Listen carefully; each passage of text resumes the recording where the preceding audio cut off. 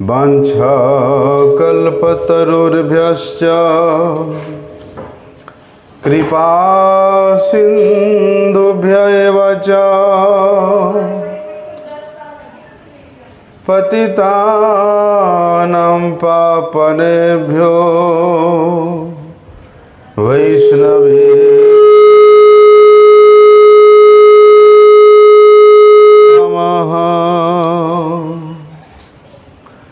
नमो महावदन्याय कृष्ण प्रेम प्रदायते कृष्णाय कृष्ण चैतन्य नामिने गौरत्विषे नमः। हे कृष्ण करुणा सिंधु दीनबंधो जगतपते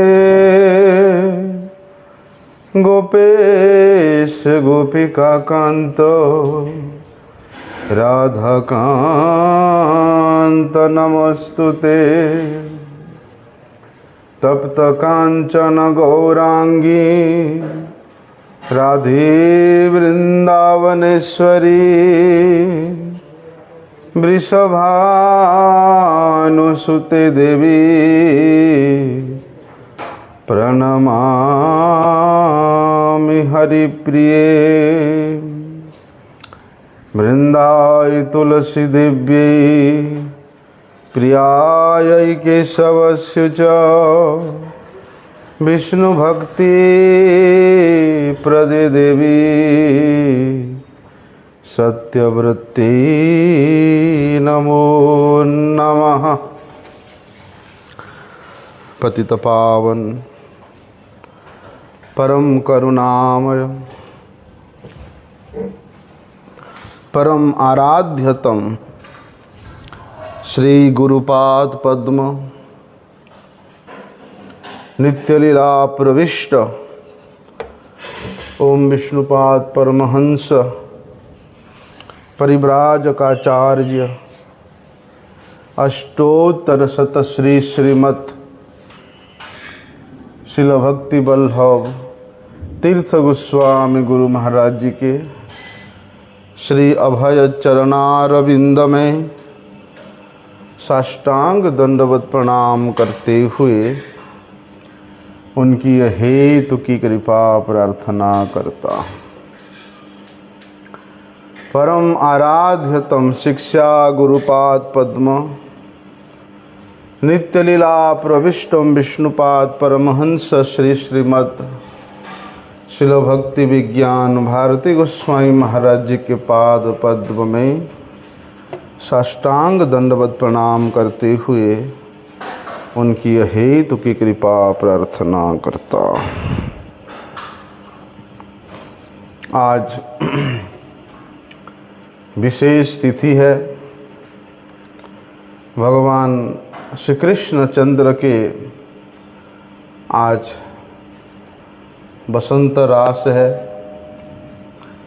बलदेव जी का भी आज वसंत रास है। श्री बंसी बदनानंद ठाकुर जी और श्री श्यामानंद प्रभु जी का भी आज आविर्भाव तिथि पूजा महोत्सव है। साथ ही साथ श्रील प्रभुपाद जी के परम प्रिय पार्षद श्री श्रीमद् शिल भक्ति सौध भारती गोस्वामी महाराज जी का भी आज तिथि है। हमारे गुरुजी कहते थे कि आज के तिथि में जो भगवान के द्वितीय स्वरूप है, भगवान ही है, भगवान के द्वितीय स्वरूप है, भगवान ही है, किंतु वे गुरु का कार्य करते हैं। कौन? बलदेव प्रभु। उन बलदेव जी को आज स्मरण करना चाहिए,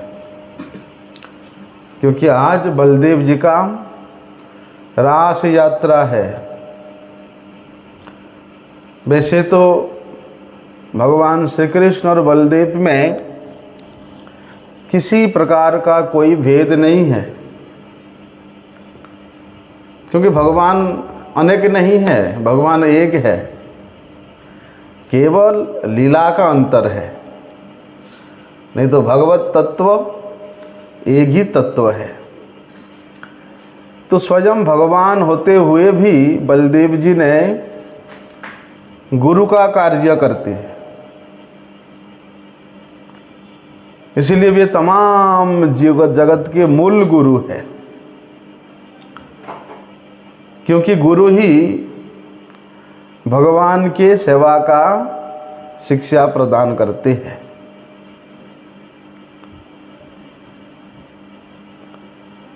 भगवान अपनी स्वयं के सेवा की शिक्षा देने के लिए स्वयं जिस मूर्ति धारण करते हैं वो मूर्ति है दाऊजी, बलदाऊ महाराज।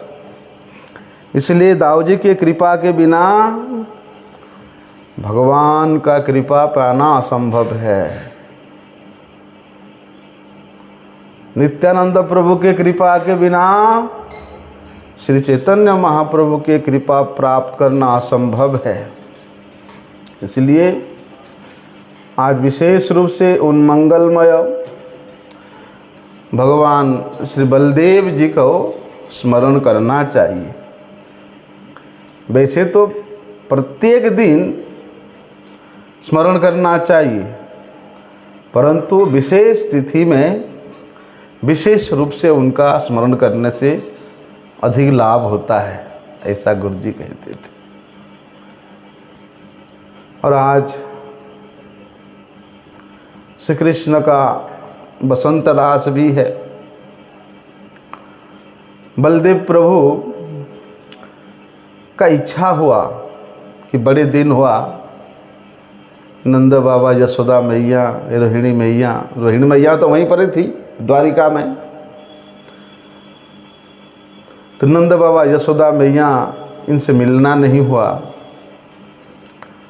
जितने भी सखा है, गोपीगण है, गैया बछड़े है, अनेक दिन हो गया किसी से मिलना हुआ नहीं। तो बलदेव प्रभु जी के मन में उत्कंठा हुआ कि चले ब्रजधाम में जाकर के सबसे मिल के आए। तो बलदेव प्रभु द्वारिका से नंदी घोष में बैठ कर के वे वृंदावन में आते हैं, सबसे मिलते हैं, बड़े आनंद होता है। अंत में उन गोपियों से मिलते हैं जितने भी नाग कन्या गण थी। वे नाग कन्या गणों के मन में इच्छा हुआ था कि उनका भी बलदेव प्रभु जी के साथ लीला करने का, रास लीला करने का। इसलिए वे तमाम नाग कन्यागण यहाँ पर वृंदावन में गोपी के रूप में प्रकट हुई थी और बलदेव प्रभु को प्रसन्न करने के लिए, उनकी सेवा करने के लिए उन्होंने श्री गर्गाचार्य जी से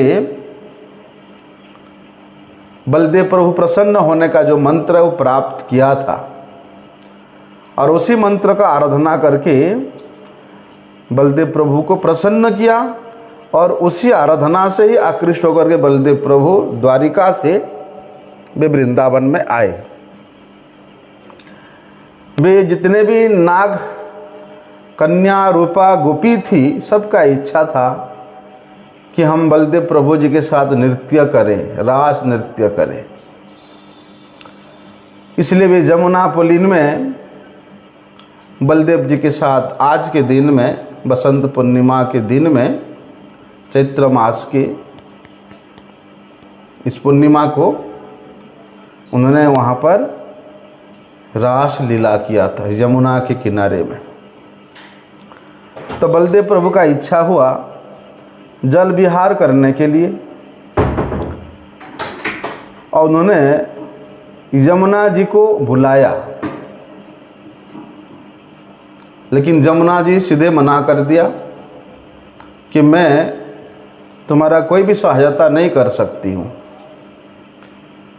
और बलदेव प्रभु का और उन नागपत्नी नाग कन्या रूपा गोपियों का इच्छा हुआ कि जल विहार करे जमुना में, तो यमुना जी ने मना कर दिया।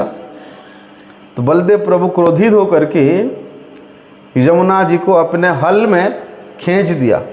वो उधर प्रवाहित हो रही थी, अब खींचने के कारण इधर प्रवाहित होने लग गई। यहाँ है स्थान है, सिरगढ़ के पास में है, खेचा दाऊ जी है स्थान। जब हमारे गुरुजी ब्रजमंडल परिक्रमा करते थे तो सभी भक्तों को लेकर के वहाँ जाते थे और वहाँ बलदेव प्रभु का विशेष रूप से महिमा गुणगान करते थे। लेकिन बलदेव प्रभु के ऐसे पराक्रम को देख करके यमुना जी उनका शरणागत हो जाती है और बहुत से भेंट दे करके बलदेव प्रभु को प्रसन्न करती है। बलदेव प्रभु जी ने वो तमाम भेंट को उन गोपियों को प्रदान कर देते हैं। ऐसा ये रासलीला का प्रसंग तो विस्तार से गर्ग मुनि ने गर्ग संहिता में वर्णन किया है, लेकिन हम लोगों का अधिकार नहीं है श्री कृष्ण के रासलीला को पठन करने का या उसको स्मरण करने का, श्रवण करने का, या बलदेव प्रभु के भी रासलीला को श्रवण करने का हमारा अधिकार विशेष रूप से नहीं है। इसलिए गुरुजी कहते थे, आज के दिन में जब गुरुजी ने कथा करने के लिए सभा में जा रहे थे तो उससे पहले रास्ते में ही एक भक्त ने गुरुजी से पूछा कि हमने बहुत साधुओं का दर्शन किया, बहुत भक्तों का दर्शन किया, परंतु मुझे किसी के प्रति आकर्षण नहीं हुआ, या मेरा कोई आकर्षण नहीं कर पाया। वो व्यक्ति गुरुजी को इस प्रकार प्रश्न करता है। बोलते न साधु मुझे आकर्षण कर पाया और ना मैं किसी साधु के प्रति आकर्षित हो पाया, क्या कारण है इसका? तब गुरुजी उस व्यक्ति को कहते हैं, देखिए हम आपको एक उदाहरण देता है। आपने चुंबक के बारे में तो सुना होगा। चुंबक का स्वभाव क्या है? लोहे को आकर्षण करना। और लोहे का स्वभाव क्या है? चुंबक द्वारा आकर्षित हो जाना। यदि चुंबक भी है और लोहा भी है और चुंबक लोहे को आकर्षण नहीं कर पा रहा है और ना ही लोहा उस चुंबक की ओर आकर्षित हो रहा है, तो भैया यहाँ दोष किस में है? क्या चुंबक में दोष है? हैं? चुंबक में दोष नहीं है, दोष है लोहे में, क्योंकि उस लोहे के ऊपर जंग लग गया है, इतना मोटा जंग। इसलिए जंग लगने के कारण, जंग के द्वारा अवरुद्ध होने के कारण वो लोहा अपना स्वाभाविक स्थिति को भूल गया है, अपनी वास्तविक स्थिति नहीं दिखाई दे रहा है।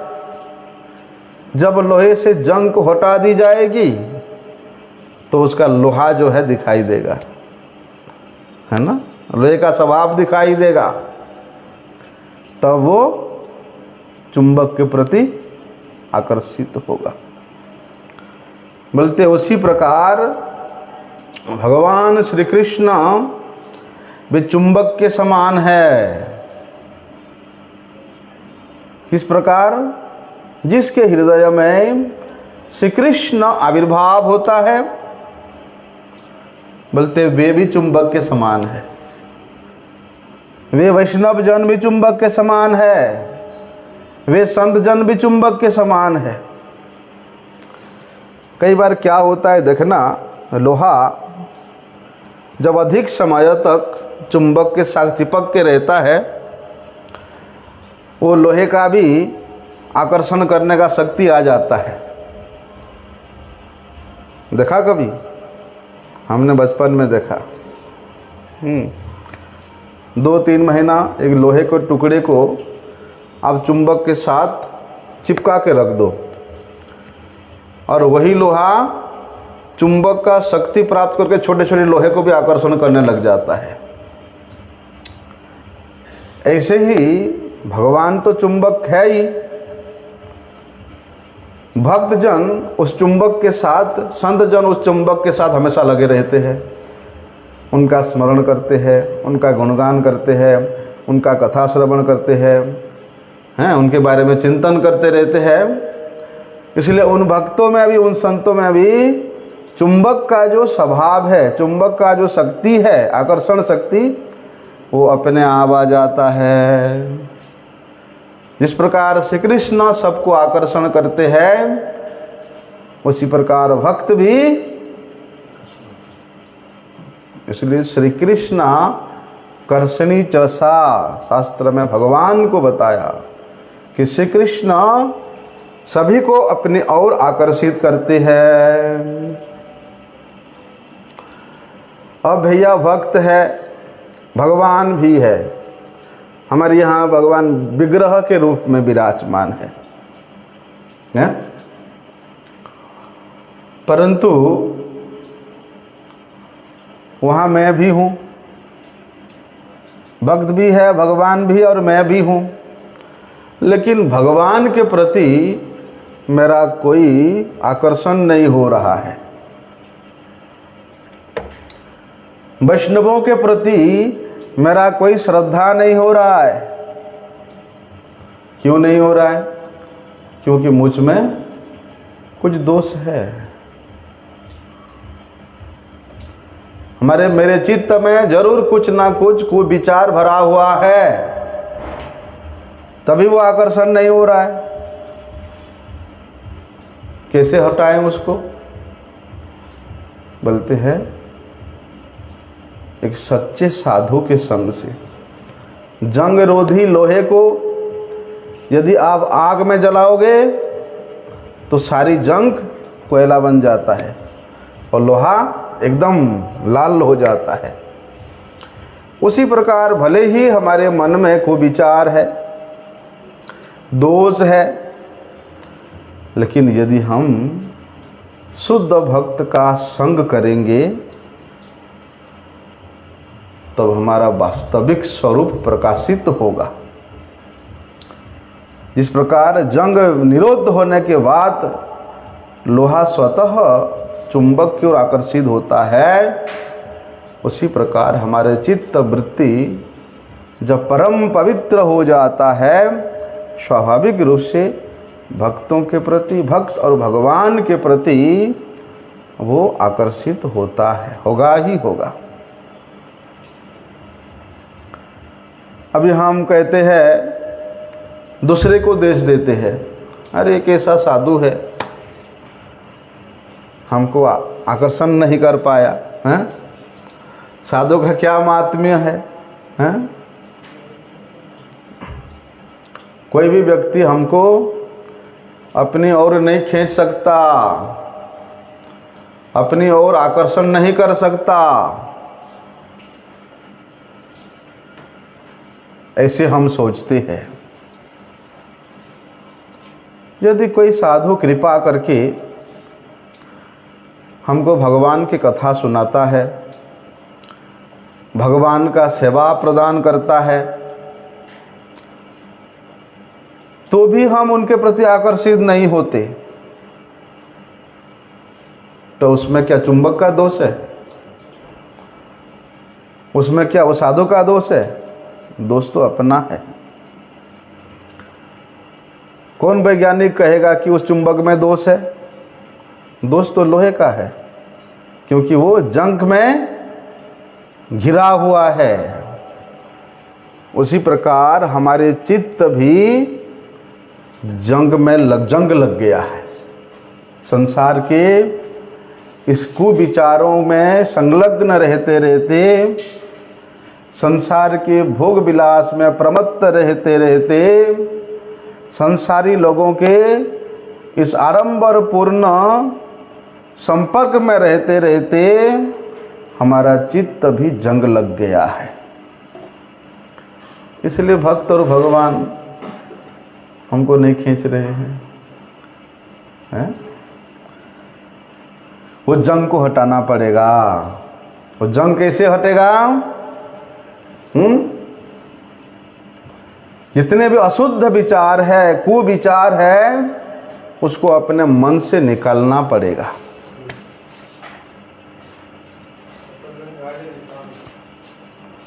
लेकिन हमारे में उतना समर्थ नहीं है कि हम उसको हटा सकें। कितने जन्मों से जो कुसंस्कार हमारे चित्त वृत्ति में भरा हुआ है, और अपने प्रयास से उसको नहीं छोड़ सकते हैं। उसके लिए भैया हमको सच्चे साधुओं का संग करना पड़ेगा। यदि साधु का अनुगत्य नहीं करेंगे, साधु का संग नहीं करेंगे और सोचेंगे कि हमारा हृदय तो भैया पवित्र है, निर्मल है, असंभव है। जितने अधिक परिमाण में साधु संग करेंगे, साधु संग मतलब साधु के साथ रहना, खटमल के मापी, खटमल भी साधु संग करता है, साधु का खून चूसता है। हाँ? और जो सिर में रहता है जू रहता है ना सिर पे, वो भी साधु संग करता है, लेकिन साधु का खून चूसता है। ऐसा साधु संग नहीं।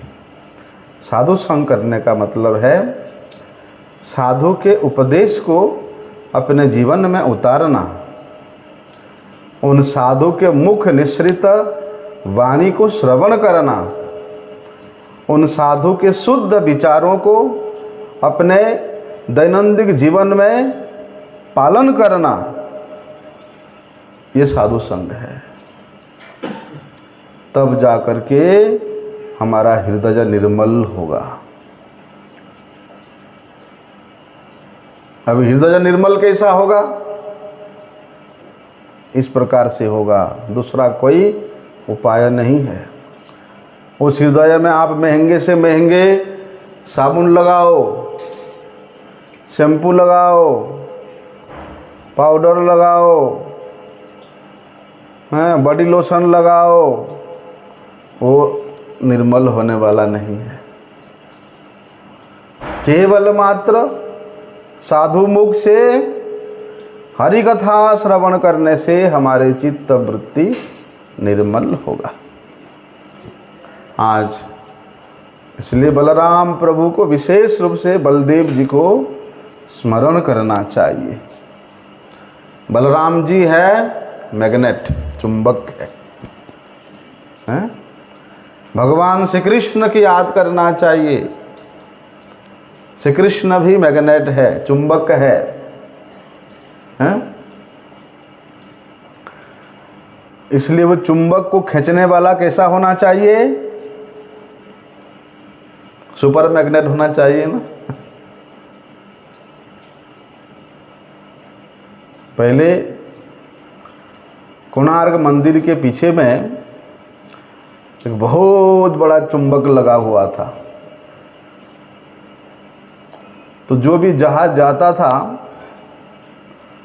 वो जहाज़ों को वो चुंबक अपनी ओर खींच लेता था। आजकल तो है नहीं, पहले वो चंद्रभागा नदी था, बहुत बड़ा नदी, समुद्र के साथ मिलता था वो चंद्रभागा नदी। उस नदी के किनारे पर कोणार्क मंदिर। लेकिन अंग्रेज़ों ने देखा कि हमारे जहाज में भी तो बड़े बड़े चुंबक है, लेकिन वो जो चुंबक है वो सुपर चुंबक है, बड़ा चुंबक है, इसलिए वो हमारे जहाज को भी खींच लेता है। हैं? इसी प्रकार भगवान को कौन अपने और खींच सकता है? बोलते भक्त,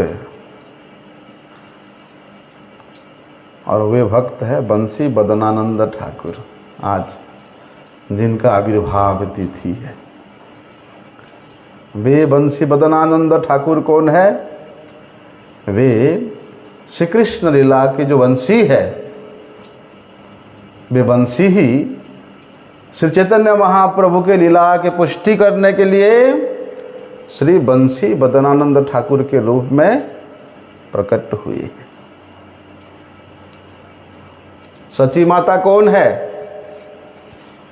साक्षात यशोदा देवी है सची माता।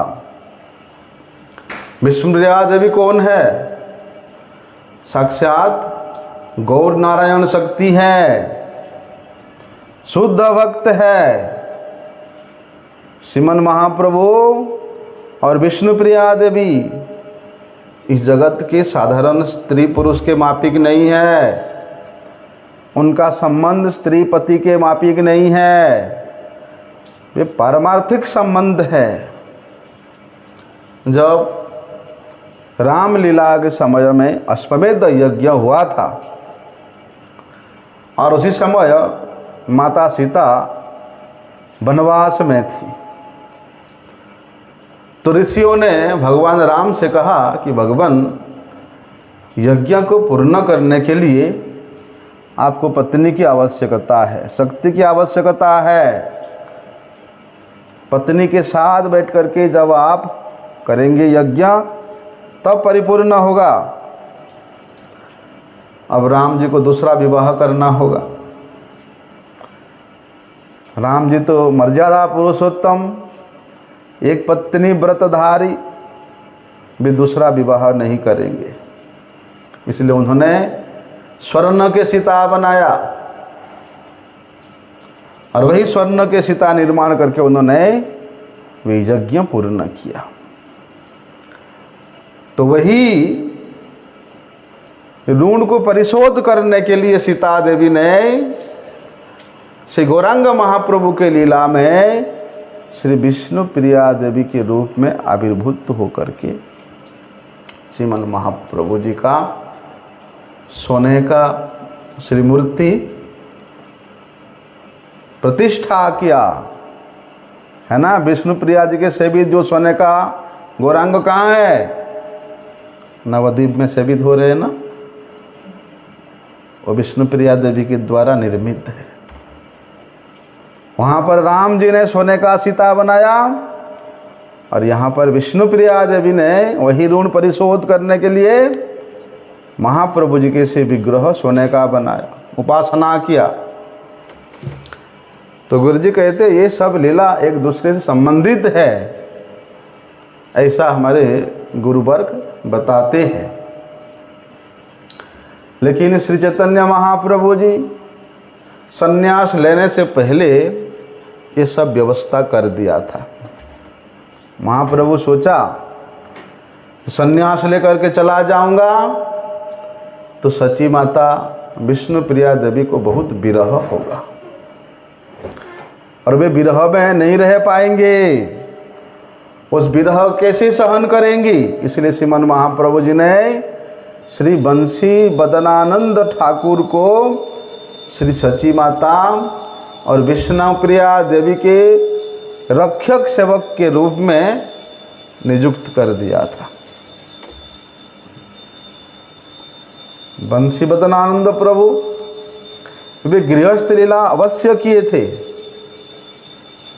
लेकिन उनका संपूर्ण शक्ति, संपूर्ण सामर्थ्य श्री सची माता और विष्णु प्रिया देवी के सेवा में व्यतीत हुआ। अब बंसी क्या है? बंसी श्री कृष्ण के अधरामृत को पान करती है। इसलिए गोपियाँ जलती है।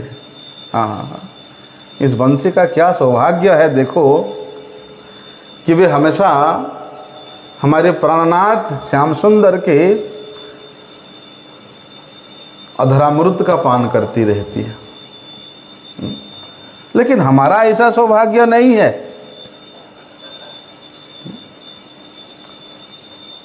क्योंकि भगवान का धाम जिस प्रकार चिन्मय है, उनका लीला उस प्रकार का चिन्मय है।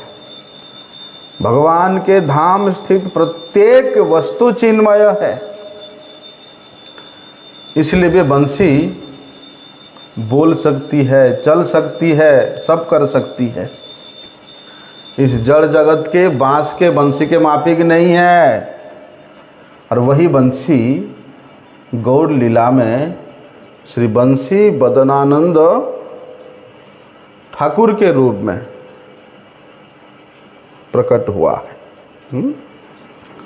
ऐसा।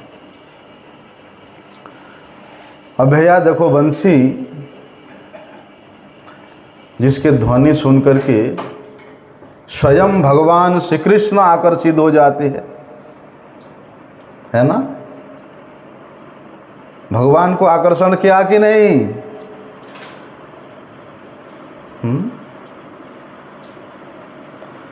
बंसी के ध्वनि को सुन करके सभी गोप गोपी आकर्षित हो जाते हैं, सभी ग्वाल बाल आकर्षित हो जाते हैं, सभी गौ बछड़े आकर्षित हो जाते हैं।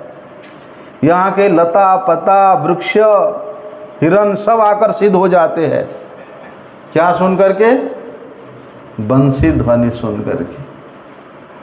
इसलिए भी बंसी सबको आकर्षण करने वाला है। बंसी के ध्वनि से यमुना जी भी उल्टी बहना प्रारंभ कर देती है। तो आज वही बंसी के अवतार बंसी बदनानंद ठाकुर जी का आविर्भाव तिथि है। इसलिए उनके वाणी का संग करना, उनके चरित्र श्रवण का संग करना, ये तो बड़े सौभाग्य से हमें प्राप्त हुआ है।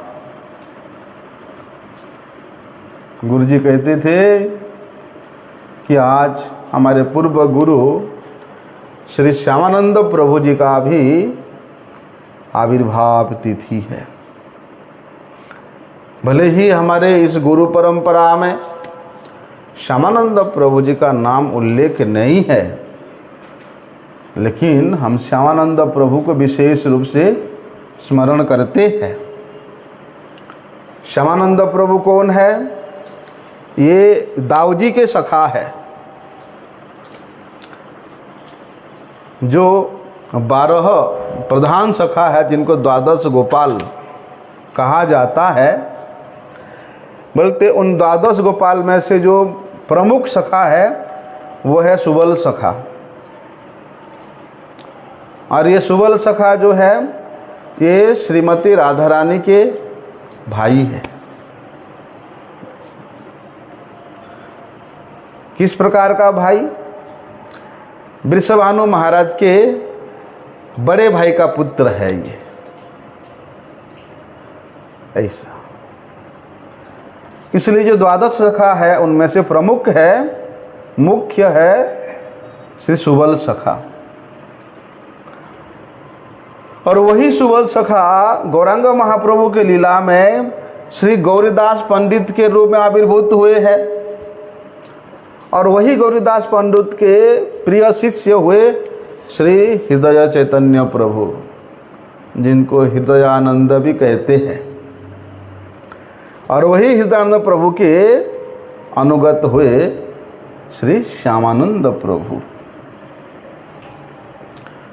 श्यामानंद प्रभु जी के माता का नाम था द्वारिका, पिता का नाम था श्री कृष्ण मंडल। वे गोप वंश में आविर्भूत हुए थे।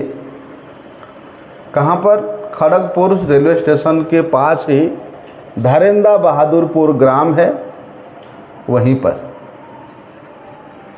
पहले इनके पिता उड़ीसा में सुवर्ण रेखा नदी के किनारे में कोई स्थान है, वहीं पर रहते थे। बाद में ये मेदिनीपुर के उधर जाकर के धरेंदा बहादुरपुर ग्राम में रहने लगे थे। ऐसा दंडेश्वर ग्राम में, सुवर्ण रेखा नदी के किनारे दंडेश्वर ग्राम में पहले रहते थे। बोलते हैं श्यामानंद प्रभु ये बचपन से ही जिस प्रकार माता पिता के प्रति भक्ति परायण थे, बोलते ऐसे ही भगवान श्री कृष्ण के प्रति भी परम भक्ति परायण, भक्ति में हमेशा प्रमत्त रहते थे। माता पिता तो भक्त थे ही, इसलिए उनके माताजी का इच्छा हुआ कि हमारे पुत्र सद्गुरु से कृष्ण मंत्र का दीक्षा ले। माताजी का इच्छा जान करके, माताजी का आदेश जान करके या माता पिता के अभिप्राय को जान करके श्री श्यामानंद प्रभु ये अंबिकापुर में, अंबिका कालना में श्री हृदय चैतन्य प्रभु जी से दीक्षा लेंगे। बैठे बैठे उन्होंने अपने गुरुदेव का निर्धारण भी कर लिया कि दीक्षा कहाँ पर लेना है। पहले इनका नाम दुखी था। दुखी क्यों था? इनके जन्म होने से पहले इनके कई भाई बहन हुए, लेकिन सबका परलोक गमन हो गया, इसलिए इनके माता पिता इनका नाम दुखी रखा। दुखी रखने से ये रहेगा, मतलब नहीं जाएगा। हृदय चैतन्य प्रभु से दीक्षा लेने के बाद इनका नाम हुआ दुखी कृष्णदास। बाद में वे अपने गुरुजी के वहाँ काफ़ी समय रहे अंबिका कालना में, लेकिन उनके गुरुजी का इच्छा हुआ कि हमारा शिष्य वृंदावन जाए और वहीं पर षड गोस्वामी जी के जो प्रमुख है जीव गोस्वामी जी के संग में रहे, उनका संग प्राप्त करे। इसलिए उन्होंने गुरुजी के इच्छा से अंबिका कालना से वे वृंदावन में आए और वहाँ श्री जीव गोस्वामी जी का दर्शन प्राप्त किया, उनका संग प्राप्त किया। अभी जीव गोस्वामी प्रभु मधुर रस के सेविका है, विलास मंजरी। इसलिए जीव गोस्वामी प्रभु जी का संग करने से, उनके सेवा करने से, उनसे शिक्षा प्राप्त करने के प्रभाव से श्री श्यामानंद प्रभु का मधुर रस में रुचि हो गया। अभी उनके गुरुजी हृदय चैतन्य प्रभु है, वे शांत रस के, दास्य रस के, दास्य रस के सेवक है। अभी उनके शिष्य मधुर रस में अनुप्राणित है। इसका मतलब क्या है? गुरुजी को छोड़ देना होता है? हाँ?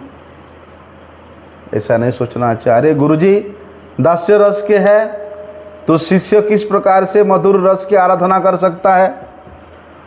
अगर शिष्य दास्य रस को छोड़ करके मधुर रस का आराधना करने जाता है तो क्या गुरुजी को छोड़ देना होता है?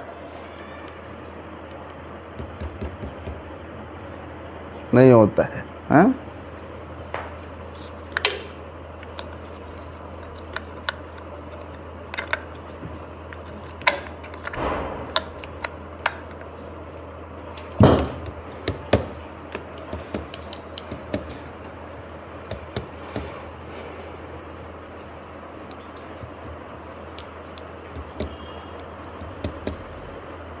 रहने दो, वहाँ से प्रॉब्लम नहीं, यहाँ से प्रॉब्लम है। वो बोला दे दो, चल रहे तो।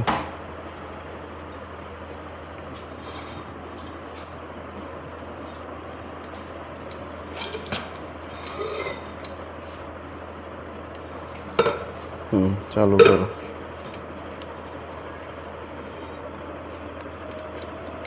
बस बस, ज़्यादा आगे मत करो। यहाँ से चालू है।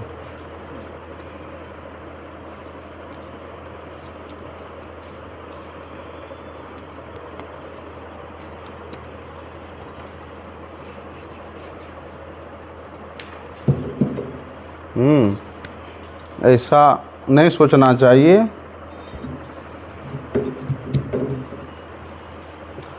वरम जब देखेंगे गुरुजी कि हमारा शिष्य जो है, ये कहाँ भाई, हुआ ही नहीं, इसका साउंड ही नहीं है। हमारे गुरुजी, जब गुरुजी देखते हैं कि हमारा शिष्य हमसे ऊपर मधुर रस का आराधना करता है, तो गुरुजी को सुख होगा, कष्ट नहीं होगा। तो उनके गुरुजी को समाचार मिला, श्री हृदय चैतन्य प्रभु को ये समाचार मिला कि आपके शिष्य दुखी कृष्णदास वे मधुर रस का आराधना कर रहा है। तो वे बड़े प्रसन्न हुए, बड़े खुश हुए। अभी क्या है, शांत रस से श्रेष्ठ है दास्य रस, ठीक है। शांत रस में इष्ट के प्रति, कृष्ण के प्रति निष्ठा होता है, कृष्ण निष्ठा होता है, भोग त्याग होता है। लेकिन दास्य रस में ममता रहती है। अब दास्य रस से श्रेष्ठ है सख्य रस। सख्य रस में क्या है, विश्रम्भ भाव रहता है। विश्रम्भ भाव मतलब विश्वास रहता है, समभाव रहता है। तुम हमारे कंधे पे चढ़ा तो हम भी तुम्हारे कंधे पे चढ़ेगा, इतना विश्वास। और वात्सल्य रस में स्नेह रहता है। वात्सल्य रस से श्रेष्ठ है मधुर रस, जिसको कांत रस भी कहते हैं। लेकिन ये मधुर रस में शांत, सख्य, वात्सल्य और दास्य सभी भाव यहाँ निहित रहता है, सभी भाव रहता है इसमें। इसलिए भगवान का सर्वोत्तम सेवा ये मधुर रस में होता है, इस कांत रस में होता है। गोपियों के द्वारा श्री राधा कृष्ण का सेवा इसी में ही होता है।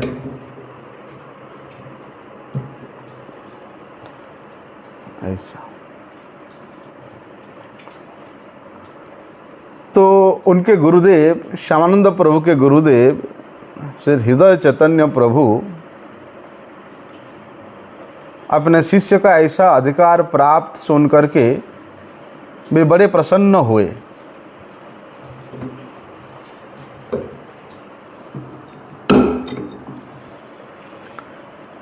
वे बड़े प्रसन्न हुए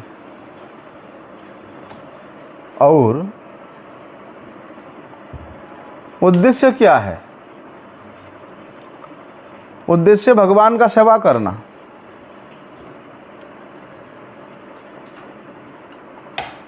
श्री जीव गोस्वामी प्रभु के संग में श्यामानंद प्रभु का राधा कृष्ण के प्रति प्रेम हो गया और राधा कृष्ण के सेवा करने के लिए जीव गोस्वामी प्रभु ने उनको वृंदावन में और विशेष रूप से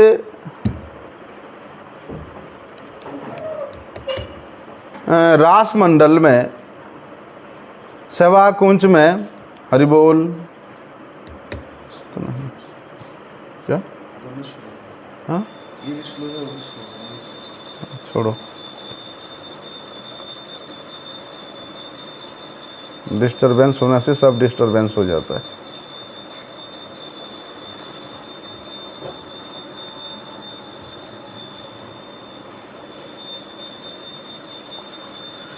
तो रास मंडल में उनको झाड़ू लगाने का सेवा दिया जीव गोस्वामी प्रभु ने।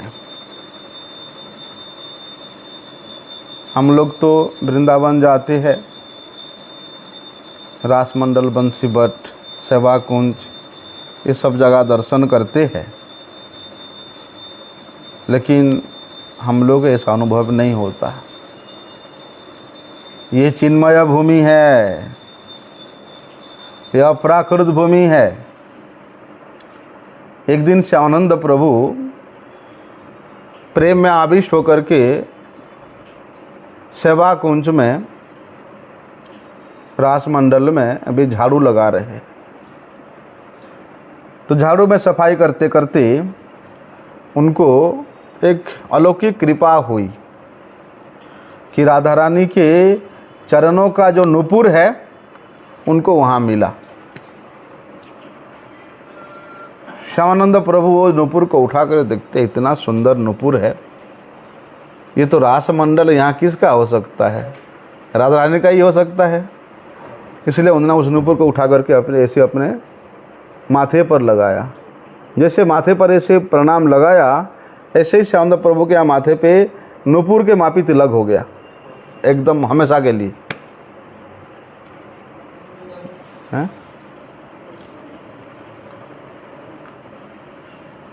इसलिए श्यामानंद प्रभु के संप्रदाय में, उनके परिवार में सभी लोग अपने माथे पर, कपाल पर नुपुर के मापी तिलक लगाते हैं। ये घटना सुनकर के जीव गोस्वामी प्रभु जी को बड़ा आनंद हुआ। उन्होंने दुखी कृष्णदास से कहा कि तुम तो श्री श्याम सुंदर को सुख देने वाले हो, हैं? श्याम सुंदर को आनंद देने वाले हो, इसलिए आज से तुम्हारा नाम श्यामानंद है। श्याम सुंदर को आनंद देने वाले होने के कारण तुम्हारा नाम क्या है? श्यामानंद है। तो जीव गोस्वामी प्रभु जी ने उनका नाम दिया श्यामानंद।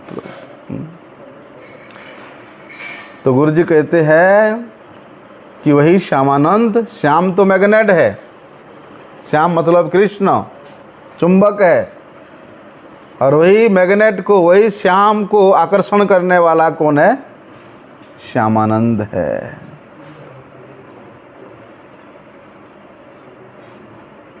इसलिए श्यामानंद प्रभु किसी स्थान पर भी वे भगवान को आविर्भूत करा सकते।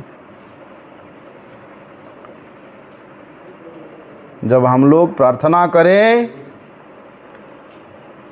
उस वैकुंठ वस्तु में किसी प्रकार का कोई आवरण नहीं होता है। आवरण हमारे ऊपर है, हमारे चित्त वृत्ति में आवरण है।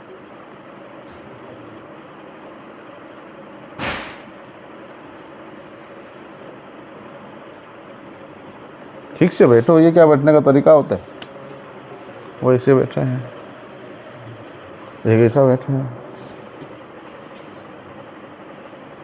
भाई कथा सुनना उत्साह से सुनो। हाँ? वैसे भी आज इतना डिस्टर्बेंस है माइक का, ऐसे ही मूड खराब है हमारा, और आप लोगों का मुंह देख करके और मूड खराब हो रहा है। भाई गुरु जी का कथा है ये, सामने बैठ के सुनोगे तो अच्छा लगता है। हैं? हम अपने मौन से कुछ नहीं बोल रहा है। हमारे गुरुजी ने जो कथा किया, गुरुजी का जो प्रवचन है, उसी का ही हम लोग कीर्तन कर, अनुकीर्तन कर रहे हैं। इसलिए जिस प्रकार साक्षात सामने गुरुजी होने से जैसे हम सम्मान करते हैं, ऐसे गुरुवाणी को भी सम्मान करना चाहिए। गुरुवाणी का कैसे सम्मान होता है? आप लोग पंजाब में जाओ, देखो, गुरु ग्रंथ साहिब गुरुवाणी है। आहा, ऐसा सम्मान, ऐसा उनका आराधना, आप हैरान हो जाओगे। गुरुवाणी ही तो है। और हम लोग गुरुवाणी सुनेंगे तो कोई मुंह टेढ़ा करेगा, कोई नाक टेढ़ा करेगा, कोई पैर लंबा करेगा, कोई हाथ लंबा करेगा, उत्साहहीन। ऐसा नहीं होता है।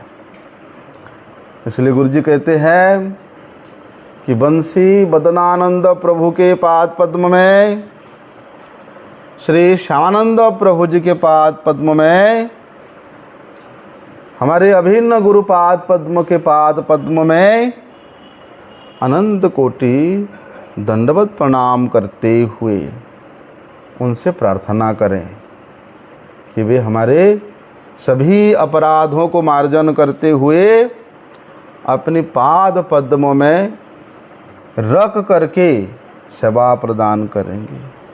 उनके जो आराध्य देव है श्री राधा श्याम सुंदर, श्री राधा गोकुलानंद जी के सभा में हमें अधिकार प्रदान करेंगे।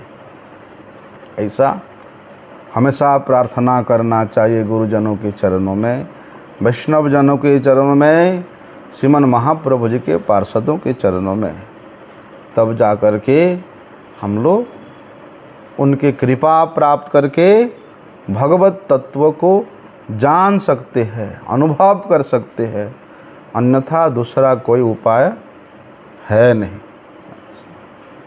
वांछा कल्पतरुभ्यश्च कृपा सिंधुभ्यः पतितानां पावनेभ्यो वैष्णवेभ्यो नमो नमः। जा